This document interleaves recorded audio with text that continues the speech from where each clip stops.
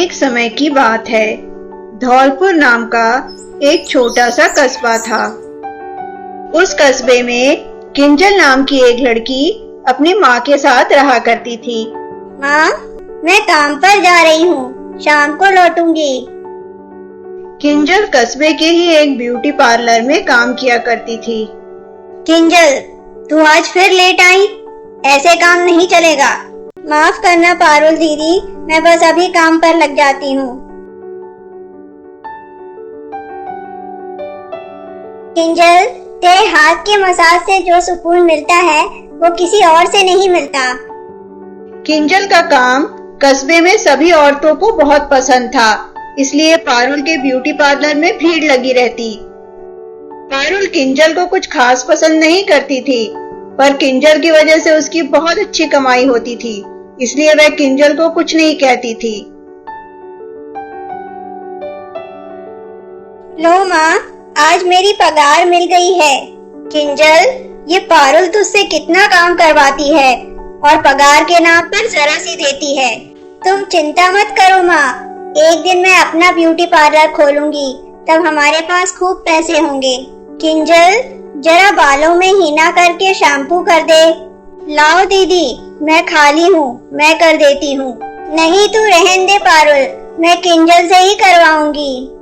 किंजल, मेरा फेशियल भी तू ही करना। अजी, क्या हुआ? बड़ी उखड़ी उखड़ी सी लग रही हो। अजी, इस किंजल की बच्ची ने तो मेरे नाक में दम कर रखा है। सारे ग्राहक बस इसी से काम करवाना चाहते हैं। अरे, ये तो अच्छा है ना, करने दो उसे काम। तुम आराम से बैठकर पैसे गिनो। अजी, तुम नहीं समझोगे, कस्बे में मेरी साख गिर गई है। अगर कल को ये किंजल छोड़कर चली जाती है तो मेरे ब्यूटी पार्लर में तो कोई आएगा ही नहीं। पारुल, तुम्हारे लिए एक बहुत अच्छी खुशखबरी लेकर आया हूँ। अरे सुनो तो सही, मुंह मत लटकाओ। वो मेरे ऑफिस की जो लता मैडम है ना, उनकी बेटी अभी अभी ब्यूटी पार्लर का कोर्स करके आई है। अगर तुम कहो तो उसे तुम्हारे पास भेज दूं। जी, ये भी कोई पूछने की बात है? तुम तो कल ही उसे मेरे पास भेज दो।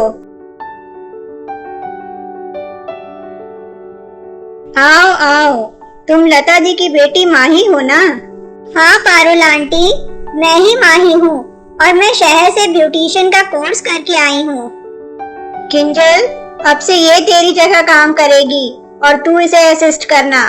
किंजल बहुत भोली थी, वह मान जाती है। ये माही है, शहर से ब्यूटिशियन का कोर्स करके आई है। अब देखना, ये आप लोग को किंजल से भी अच्छा सजाएगी। किंजल, चल तू इनका पेडिक्योर कर दे, तब तक मैं इनका मसाज कर रही हूँ। अरे ओ बेवकूफ, ये पेडिक्योर का पानी है कि नहाने का? अब हर बात पर माही किंजल को छोटा दिखाती और ये सब देखकर पारुल को बहुत मजा आता। किंजल, चल तू उधर जाकर पेडिक्योर कर, ये मेरी कस्टमर है। बेचारी किंजल पेडिक्योर करने लग जाती है। जी, आजकल ब्यूटी पार्लर में तो खूब मजा आ रहा है। माही किंजल को खूब परेशान करती है। क्या हुआ किंजल, इतनी दुखी क्यों है बेटा? माँ परेशान हो जाएगी, इस वजह से किंजल माँ को कुछ भी नहीं बताती। एक दिन माही बहुत बड़ा खेल खेलती है। वह मसाज की क्रीम में कुछ मिला देती है। किंजल, ये क्रीम ले और इनका मसाज कर दे, मुझे कुछ काम से बाहर जाना है। किंजल बेचारी उस कस्टमर का मसाज कर देती है। ये तूने मसाज क्रीम में क्या डाल दिया? मेरा पूरा शरीर जल रहा है। इतने में पारुल और माही दोनों वहाँ आ जाते हैं। अरे किंजल, ये क्या किया तूने?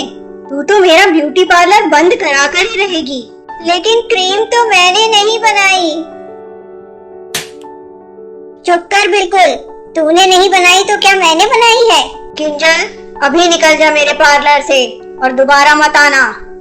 बेचारी किंजल रोते रोते एक नदी के किनारे आ जाती है। कृपया मेरी मदद करो। किंजल देखती है कि एक कछुए के गले में कुछ फंसा होता है। किंजल तुरंत ही नदी में छलांग लगा देती है और कछुए के गले से वो कांटा निकाल देती है। कहो बेटी, मैं तुम्हारी क्या मदद कर सकता हूँ? किंजल अपनी सारी कहानी कछुए को सुनाती है।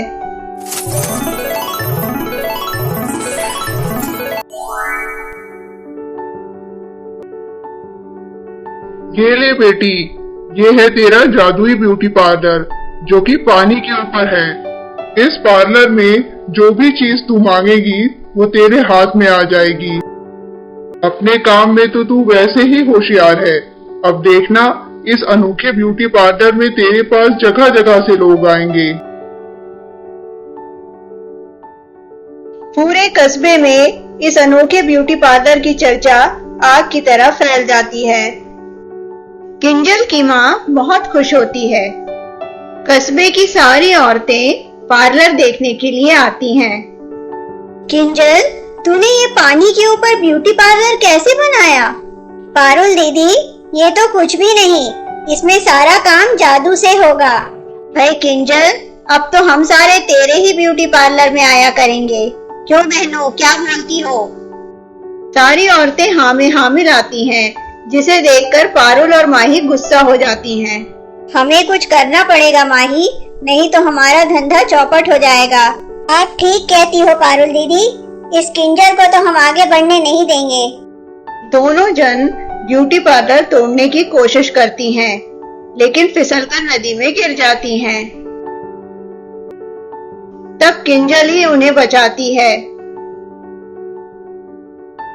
दोनों अपने किए पर बहुत शर्मिंदा होती हैं और किंजल से माफी मांगती हैं। किंजल उन्हें भी अपने साथ काम पर रख लेती है और उनका पानी के ऊपर जादुई ब्यूटी पार्लर खूब चलने लगता है। एक समय की बात है। जौनपुर नाम के एक छोटे से गांव में रामचंद और सीतूमल नाम के दो पड़ोसी रहा करते थे। रामचंद के पास एक गाय थी और सीतूमल के पास मुर्गियां। रामचंद की गाय बहुत अच्छा दूध देती थी और सीतूमल की मुर्गियां ढेर सारे अंडे। काश कि मेरे पास भी गाय होती तो मुझे दूध की कमी न होती। काश मेरे पास मुर्गियां होती तो खूब सारे अंडे देती। एक दिन सीतूमल मंदिर की ओर जाता है। जैसे ही सीतूमल भगवान को प्रणाम करके वापस जाने को होता है, अरे ओ बेटा, इस बुढ़ी को जरा उसके घर तक तो छोड़ दे। सांझ ढल आई है, कुछ दिखाई नहीं पड़ता। तुम्हारा घर कहाँ है अम्मा? चलो मैं तुम्हें तुम्हारे घर छोड़ देता हूँ। सीतूमल बड़ा दयालु था। वह अम्मा को छोड़ने उसके घर जाता है। अम्मा, कुछ और काम है तो बताओ। नहीं बेटा, भगवान तेरा भला करे। जैसे ही सीतूमल जाने के लिए पलटता है, रुक बेटा, जरा ये तो लेता जा। अंडा? पर अम्मा, मेरे यहाँ तो बहुत मुर्गियाँ हैं जो बहुत अंडे देती हैं। अच्छा रहने दो, तुमने इतने प्यार से दिया है तो मैं ले जाता हूँ। घर पहुंचकर जैसे ही सीतूमल अंडा निकालता है, हैं? ये अंडा सोने का कैसे हो गया? और जैसे ही वो अंडे को अंडे की टोकरी में रखता है, टोकरी के सारे अंडे सोने के हो जाते हैं। लगता है ये जादुई सोने का अंडा है। तभी उसका पड़ोसी रामचंद आ जाता है, जो सीतूमल की बात को सुन लेता है। सीतूमल, मुझे भी बता, तुझे ये सोने का अंडा कैसे मिला? सीतूमल बेचारा भोला था। वह रामचंद्र को सब कुछ बता देता है। ले रामचंद, तू भी एक सोने का अंडा रख ले। नहीं नहीं, मुझे नहीं चाहिए, मैं अपना वाला अंडा खुद लेकर आऊंगा। मैं भी मंदिर जाकर उस बुढ़िया की मदद करता हूँ, फिर मुझे भी सोने का अंडा मिलेगा। लालची रामचंद मंदिर में प्रणाम न करके सीधे बुढ़िया के पास जाता है। हाय राम, इस बुढ़िया के पास से कितनी गंदी बात आ रही है। बेटा, क्या तू मुझे मेरे घर तक छोड़ देगा? हाँ, इसीलिए तो आया हूँ। चल अम्मा, तुझे तेरे घर तक छोड़ देता हूँ।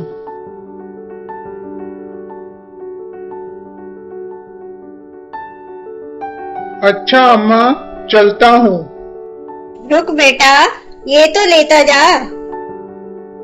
हो सकता है सीतूमल के पास मुर्गियां हैं इसीलिए उसे अंडा दिया, और मेरे पास गाय है इसीलिए मुझे दूध दिया।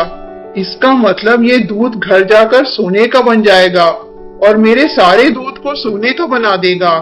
रामचंद्र खुशी खुशी दूध लेकर घर आता है, लेकिन वह देखता है कि दूध का रंग काला पड़ गया है।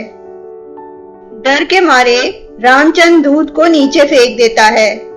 दुष्ट, तुझे मुझसे गंदी बात आ रही थी ना, और तूने मेरी मदद सोने के अंडे के लालच में की। लालची, तुझे कुछ नहीं मिलेगा। रामचंद्र अपना सर पीट लेता है। इधर सीतूमल अमीर हो जाता है और अपने नए घर में खुशी खुशी रहने लगता है। नमस्ते दोस्तों, मेरा नाम है सोनिया। कहानियाँ हमारे जीवन का आईना होती हैं, जिससे हम बहुत कुछ अच्छा सीख सकते हैं। अगर आपको मेरे चैनल माय टेल टून की कोई भी कहानियाँ अच्छी लगती हैं, तो प्लीज़ प्लीज़ प्लीज़ मेरे चैनल को ज़रूर सब्सक्राइब करें। और भी बहुत अच्छी कहानियाँ मिलेंगी आगे। धन्यवाद।